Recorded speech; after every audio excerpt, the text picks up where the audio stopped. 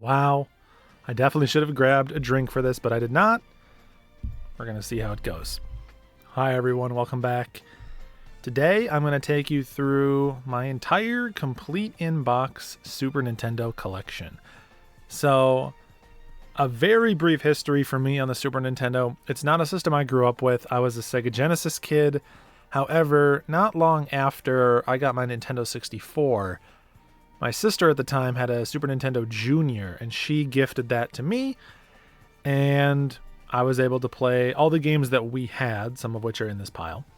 And then later on in the early 2000s, I really went back and explored the catalog, especially the RPGs that I had missed.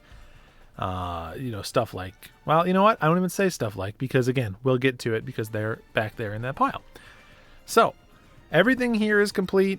Almost all of it, with maybe one or two games as an exception, have their manuals, and most of them that have posters and stuff would have the posters. There's always little components here and there that I'm looking to find.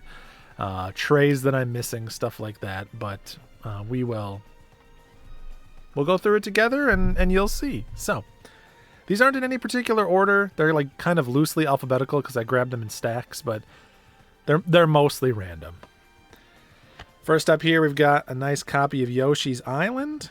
I absolutely love Yoshi's Island. It is my favorite 2D Mario game. I actually like this more than Super Mario World. I have a lot of fond memories.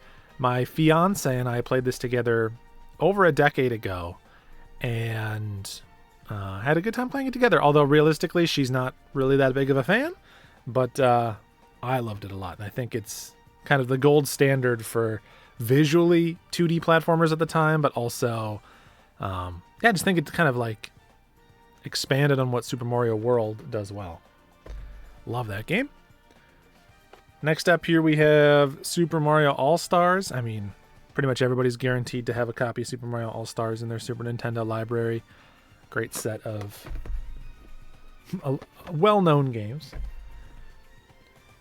Speaking of, we've got Super Mario World. Now, this is, if you're not aware, believe it or not, this is actually one of the more collectible Super Nintendo games I own. And you're thinking like, well, Super Mario World is extremely common. That's a lie. But it's not as common to get the retail box, especially the non-player's choice retail box.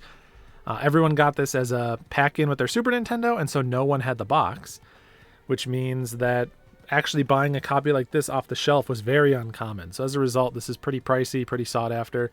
This one's in pretty good condition, all in all. It's like, it's got this crease on the front here, but it's not too bad. It displays well on the sides and stuff, so I'm pretty happy. Oh, it does have this crease on this side too, but that's okay.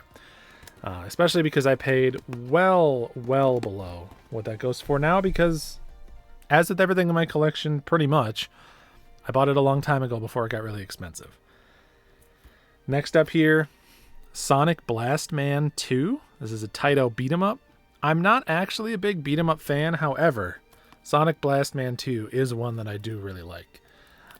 It's I don't know, it's very over the top. It's got this like fun sense of humor, and it's goofy. It's not taking itself too seriously. Both of these games, 1 and 2, are very good.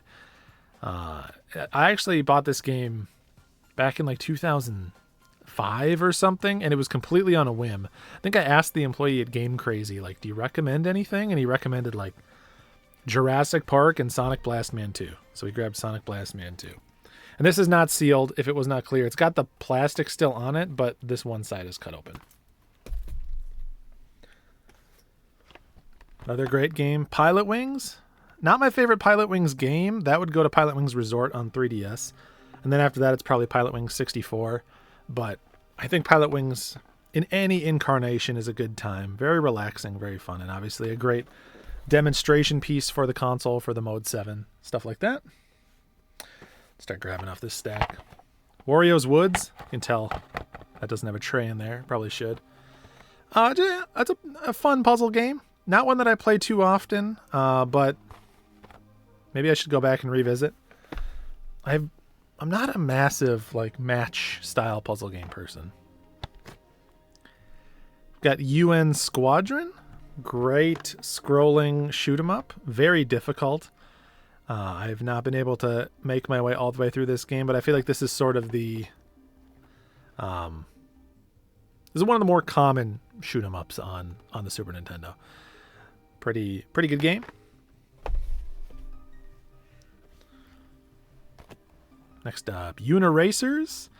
You know, the weird racing game where you play as unicycles with nobody on them and you race across these like colorful loop-de-loop weird style courses.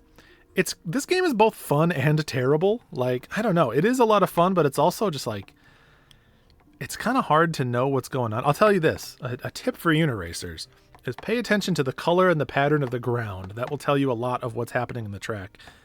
Because otherwise it can be the type of game that's like so fast that you can't even keep track of what's happening. Ooh. Fan favorite here, Castlevania 4. Super Castlevania 4. My friend is incredibly good at this game. Shout out to you, Dan. But for anyone else, you know, this is not that easy of a game, but it is a fun game. I like this one quite a bit. I'm more of the gated exploration Metroid fan. In fact, my favorite of these old school Castlevanias is probably Castlevania 2, Simon's Quest. But this one is good too. Obviously, it's incredible. It's not just good. It's very good. I like it quite a bit. We got Tiny Toon Adventures Buster Bust Loose. I was born and raised on the Genesis game Buster's Hidden Treasure, and so I was excited to check this out. Tiny Toons games generally are pretty fun. It's a Konami game. It's a fun time. If you're looking for a relatively affordable, decent platformer, I'd say check out Buster Bust Loose. Oh, here's one that I was after for a long time, and I was very happy to finally get a copy of. Twisted Tales of Spike McFang. This is it's kind of like a top-down action RPG, very cartoony, it just feels very Super Nintendo. I don't know how to describe it. Like, everything is like big rounded letters, these very like colorful, cartoony, fun game. It's just fun all around. Yeah, you play as this Spike McFang, so it's got kind of like a Dracula theme. You know, you can see the garlic there and stuff like that. Really neat game, but I think kind of got like the hidden gem treatment, which is to say that people learned about it and then it shot up in price. Here's a classic one. Tom and Jerry on Super Nintendo. This is the game, one of the main games that my fiance played growing up. And then we ended up playing it together, and it is ridiculously hard. Except you can get through it once you learn all the controls. There are like certain types of jumps and moves that are like not readily available to you. So read the manual, pay attention, and you can get through it. But Tom and Jerry, not an easy one. Here's one that I grew up with, one of the ones that I had early in life, Super Adventure Island. I love this game. It's apparently a Nintendo rental. Yeah, this one is super fun. I don't go in for like all the Adventure Island games. I have not played all of them, but this one in particular, I spent a lot of time with. Enjoy it. You know this franchise, okay? You know it. Apparently this was rental E2.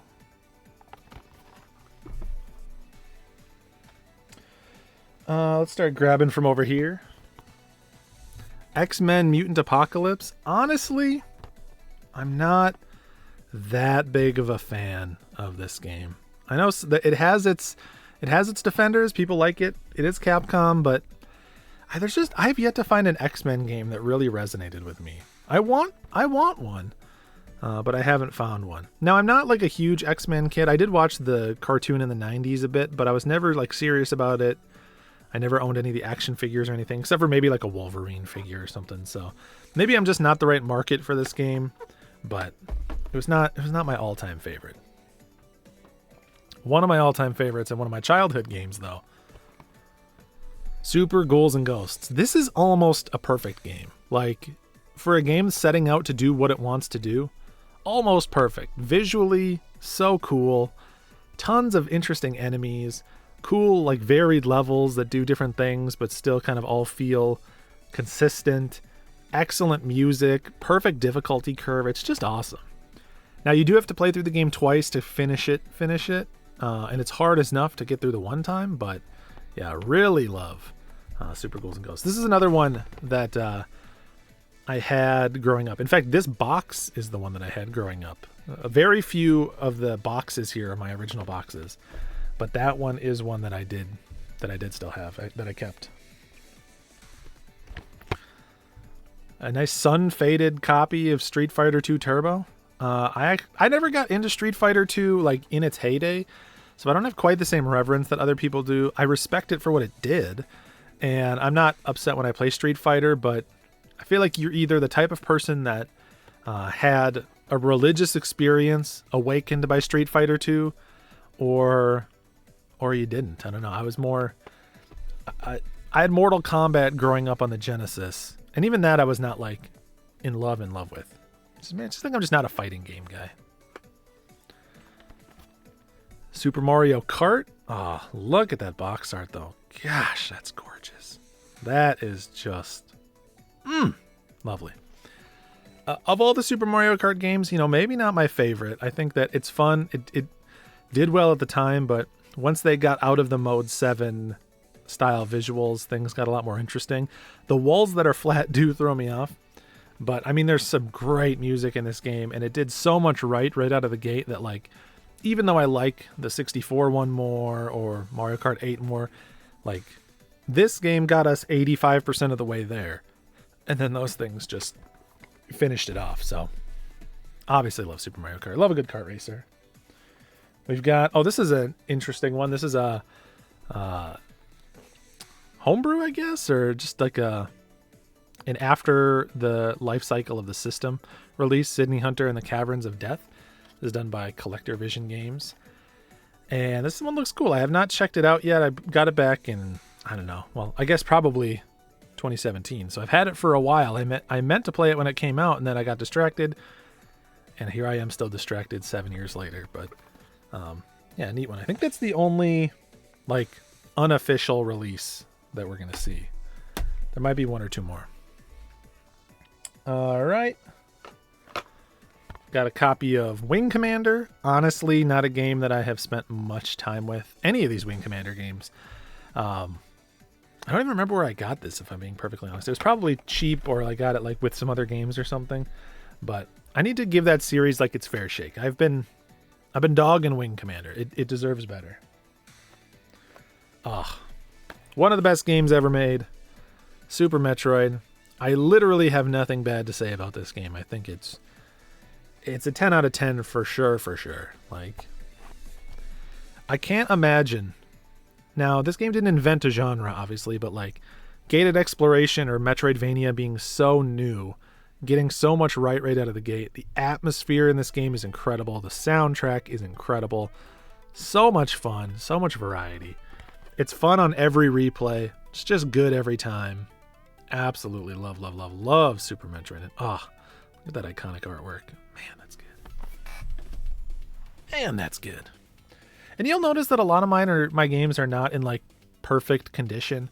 I like to get games in nice condition, and I try to avoid, too much sun damage, creasing, etc. But it is what it is. These were games that were loved either by me or other people, and I don't mind a little wear here and there. I think that it helps the game. Well, one, helps you know that it's probably authentic, but two, it also just gives it a little personality. This game's getting a remake here coming up. We've got Super Mario RPG Legend of the Seven Stars. Great RPG.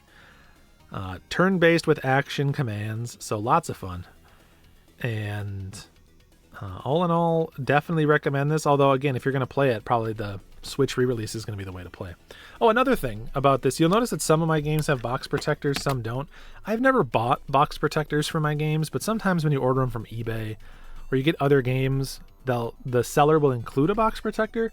And so I basically have just like put box protectors on either the more valuable ones or the ones that could use a little love in terms of condition. And so that's why some have box protectors, some don't. I'm not really like a box protector type of guy. I know some people are really like, they take the cart out of the box, they put the box in a box protector, they really want to preserve condition. I just want to have the box for my games, and I don't mind opening the box to take the game out. I like that experience. It's fun to me. All right, oof. Should we get this one out of the way? This is a big boy. I mean, in terms of my collection, probably the biggest boy. We got our complete in-box Earthbound. One of my all-time favorite games. An extremely special game. Another 10 out of 10. It is so rare that a game comes out that has a feel like Earthbound. In fact, I might argue that no game truly feels like Earthbound, despite so many games trying to recreate that feeling. It was like lightning in a bottle, entirely unique, entirely of its own. Yeah, I like all this claymation art on the back. I've played this game many, many times. I love it every time. It's, again, just dang near a perfect RPG. You could quibble a few things here or there, maybe, but all in all, incredible. Unfortunately, this big version has gotten like prohibitively expensive. Thankfully, I was able to piece this together years and years ago. I think I got the guide at a local store for $50. And then after like a year of eBay searches, I eventually tracked down a box for a couple $100. And then I just needed the cart to put in it. So all in all, it's probably cost me about $300 to $400 maybe to get a complete copy. But I'm very happy I have one. And now I would never be able to afford one now with the prices that they go for, which is true for a lot of Super Nintendo stuff. And it's just a bummer. I wish that, I don't know. I wish that more people could enjoy them. I'm going to set this one down here. Wish that complete stuff would go down a little bit for folks, because it's just, I don't know. It's just nice. This is one of the first games I ever streamed on Twitch back in like probably July or August of 2020. This is Soul Blazer, a really great action RPG. I love this game. It was a lot of fun. I was kind of like kicking myself that I never played it back in the day. But I've played through it now. I love it. Again, gosh, look at all this. We've lost the battle with artwork, man, I'm telling you. Take us back to this era of like nice painted landscape shots for your box art. So good. Yeah, highly recommend you play Soul Blazer however you can. I think one of the better Super Nintendo games for sure. Star Fox, Super FX Classic. I mean, what's not to love about Star Fox, right? You know it. You're a fan, I'm sure. Now, again, much like Mario Kart 64, I'm more of a Star Fox 64 guy, but same thoughts where this did so much to get us to that point that we had to give respect to the original Star Fox for sure. Super Valis 4. This is a action RPG. Again, very fun. It's pretty short. Doesn't take too long to go through. I mean, if you played any of the Valis games, you'll know how this plays. It's you sort of play as a girl walking through these various levels with your little like sword and magic attacks and stuff like that. Fun boss fights. Another one that I streamed, another one that's pretty fun. Also, like, look at this Americanized cover art. Like this like D&D barbarian artwork style sword fighting woman on this fighting this giant tiger. It's so good. They've tried to strip all the anime out of it. I'll do these two back to back. I think there's a third one somewhere, so we might run across another one, but got the Return of the Jedi and Super Empire Strikes Back. Well, Super Return of the Jedi, Super Empire Strikes Back. I think I have the original one too. Apparently we've got a price tag here of $25 on Christmas of 2006. So there you go. These are fun games. They're obviously very difficult. They're not my favorite on the system, but you know, if you're a Star Wars fan, there's a lot to love about these. And now that I'm dropping them, there's less to love about them. No, I'm just kidding. They're great. Here's one that I have not played yet that I really want to. Shadowrun. Seems like a very cool isometric RPG, but unfortunately I haven't gotten around to it yet. It is in the backlog though. Robo Trek. This is another one that I have not made my way through yet, but I am looking forward to it. You know, welcome to Rococo. This is if I recall, was this one Western developed? Now I can't remember. I think it was. And so it's got, I'll say, a mixed reception as a result. Like some people are big fans, some people are not, but I'm interested to check that one out. Here's the original version of Street Fighter 2, so I have both copies. Don't really know how or why I ended up with both. Here's a game I loved back in the day, one of my favorites, Illusion of Gaia, or one of my favorites on the Super Nintendo for sure. So, beautiful. Again, look at that gorgeous box art. My gosh. But, yeah, if you're into RPGs on the Super Nintendo, action RPGs, you're going to have a good time here. It's delicious.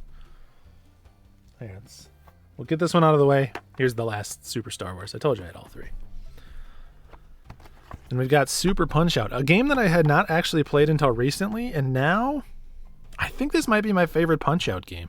I love the NES one, and the Wii one is solid, but I felt like this one had like the perfect difficulty curve, beautiful big sprites. It was a lot of fun. I grinded and grinded on this one on stream until I was able to work my way through it, which I was pretty proud of. I think it took about 10 hours or so for me to be able to finally beat the game, but yeah, really like the difficulty curve on this one, and it's a lot of fun. I do have to say that's my favorite Punch-Out. Another one that I have not gotten to yet, Lagoon. This is another RPG on the system that I have yet to check out. We'll probably be streaming that at some point. I was going to say a great platformer. I will say a good platformer with great music. Plock. The game where you can throw your limbs all about. Again, look at that claymation cover. Give me that claymation, baby.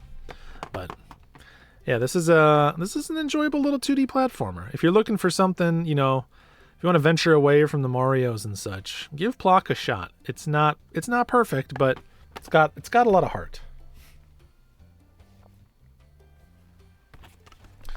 Secret of Evermore. Wonderful little square stuff. Look at that. Look at that screenshot. Yeah, that's a bug. That's a bug right there. It's look very cool. Hey, right next to Secret of Mana with, again, the legendary cover art. I love Secret of Mana in particular. Maybe my favorite, right there with Illusion of Gaia in terms of action RPGs on the system. Really fun game.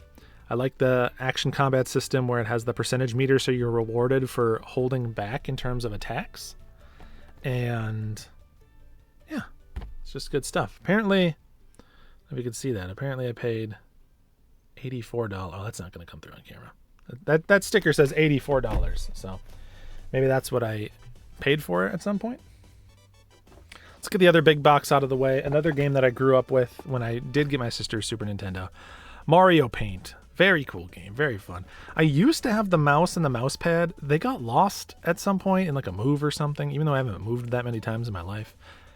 I don't know whatever happened to them, so I need a new mouse and a new mouse pad, but as it stands, at least I have the box and I can always track those things down later, but love Mario Paint. Oh, a really fun co-op game, Goof Troop. So if you're looking for something to play with a friend, I definitely recommend it. A lot of like single screen puzzles where you and a buddy can work together. Really quite an enjoyable game. You'd think that it would be, I mean, it's Capcom, so maybe you'd have a little bit of faith in it, but you'd think that it wouldn't be that great considering it's like a licensed property, but no. This one's really good. Definitely worth your time. We've got Prince of Persia. I think this is one of the few that doesn't have a manual. This original Prince of Persia is brutal. I, like many, came into Prince of Persia at the Sands of Time. Well, like many my age, I should say. I came in at the Sands of Time. But it was interesting to go back and check this one out. I think without save states, it's pretty hard to get through, but an enjoyable, interesting game. Not my favorite of these like cinematic platformers. I think some other games in that genre do a little bit better, but I think Prince of Persia obviously is deserving of love and a pretty good time all the same. Interesting, if nothing else. Got the Seventh Saga, another one that I need to get through here. Have not played it yet. Former rental, it would seem, but I do plan again on streaming that. Any of these like RPGs that I haven't played through, my hope is to stream them at some point. Oh, speaking of ones I have not played, I have ActRaiser 2, but I don't have the first ActRaiser. I got this one for a really good deal, and so I've been meaning to track down the first one forever, and I just haven't yet, so I haven't played the second one.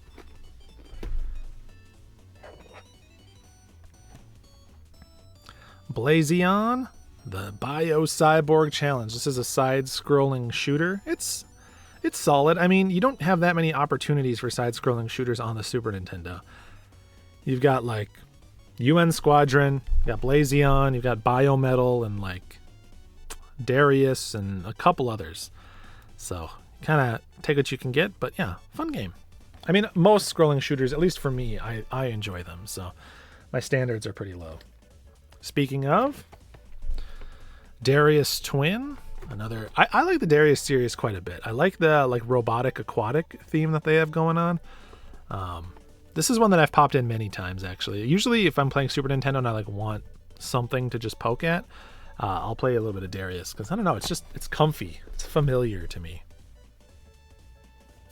Here's the first Sonic Blast Man. So again, just like Sonic Blast Man 2, very playful. Very cool game. I definitely recommend checking these out. Some of my favorite beat 'em ups ever. And in a genre I'm not a huge fan of. Wonderful RPG here that I played not too long ago. Lufia and the Fortress of Doom. Quite enjoyed this one, and I've heard from everybody that the second one is even better, so I'm excited to dig into the second one. But yeah, if you're into like just a really like traditional kind of pure Super Nintendo RPG through and through, definitely recommend that you check out Lufia.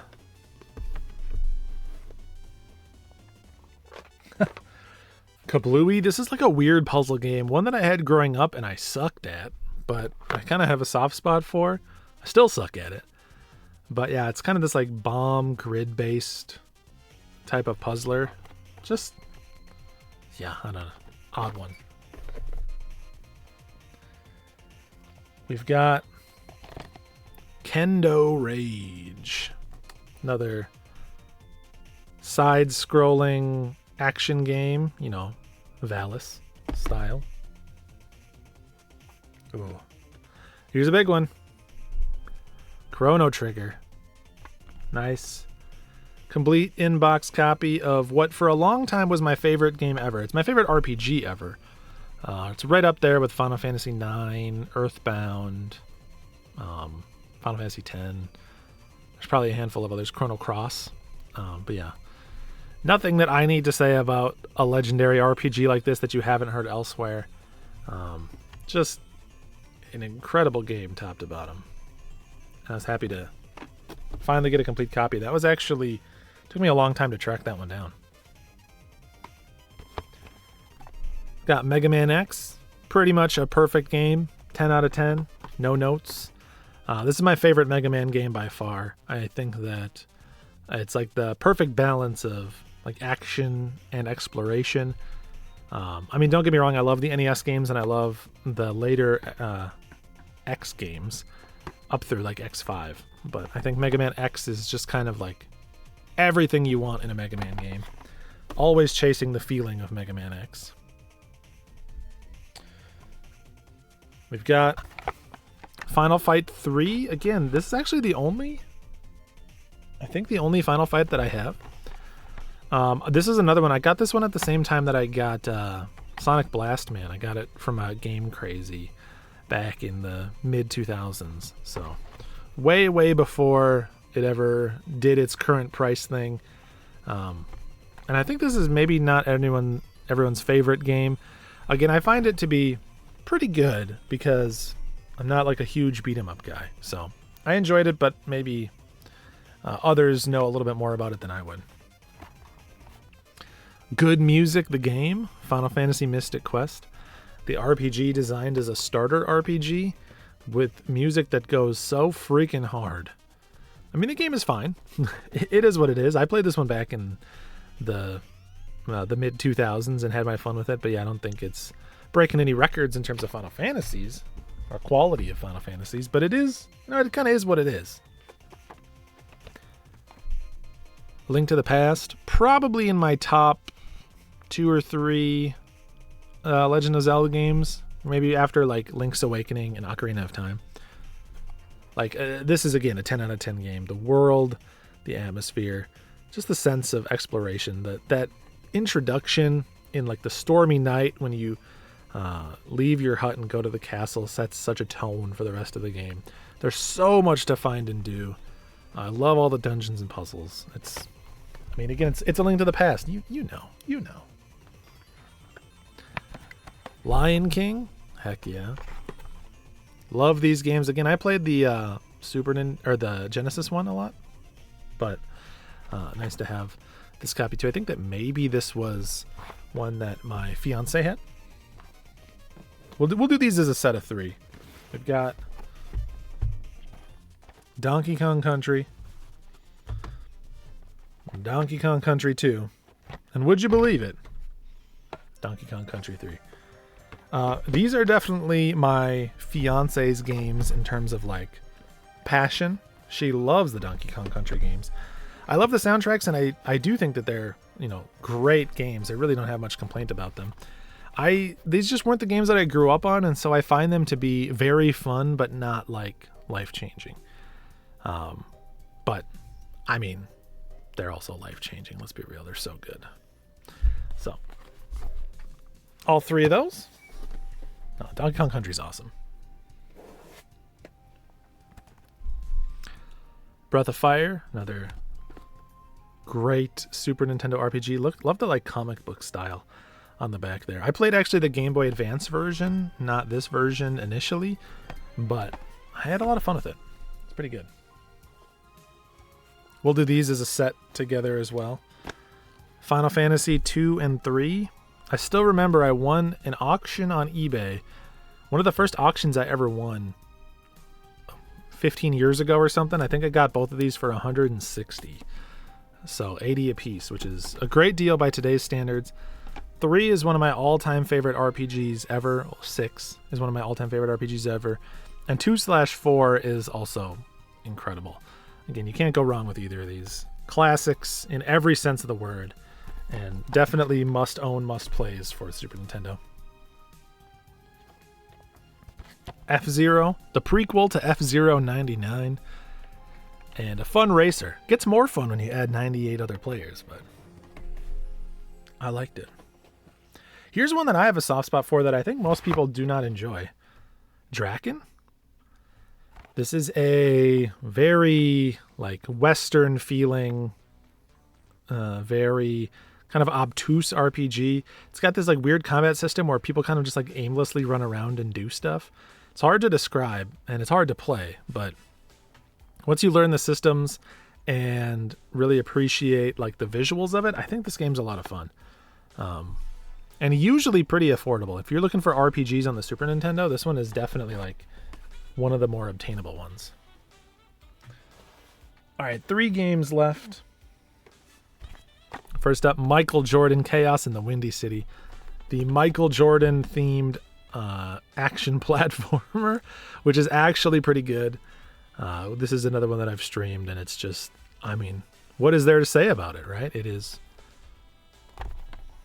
everything you want in a Michael Jordan themed basketball platformer. We've got Killer Instinct, which is a game that I've enjoyed poking at, but I would say I know the least about this of all the like major fighting franchises. I played a lot more Street Fighter and Mortal Kombat than I have Killer Instinct, but I have a lot of respect for Killer Instinct. Plus that Killer Cuts soundtrack. And lastly, but never least, we've got Kid Clown in Crazy Chase. A lot of people probably don't know this game. You play as this kid and you race down various environments. The idea is that someone has lit a bomb at the bottom of these hills and you're racing to the bottom before the... you're kind of like trying to race the fuse. You're trying to get to the bottom before the bomb blows up. And so you have to avoid obstacles that would slow you down. And even though there's only like the main path to take, it's about not losing too much time. Really, actually pretty fun. And I would say one of the Super Nintendo games I played the most. I think this game is very cool. And I really recommend this to people. I think that if you've never checked it out, give it a shot. It's a lot of fun. So that is it. That is the Super Nintendo Complete Inbox Collection, I think. Yes. It doesn't include the Super Famicom games that I have. I do have some Super Famicom stuff that was not in here. But let me know if you'd like to see that in a future video.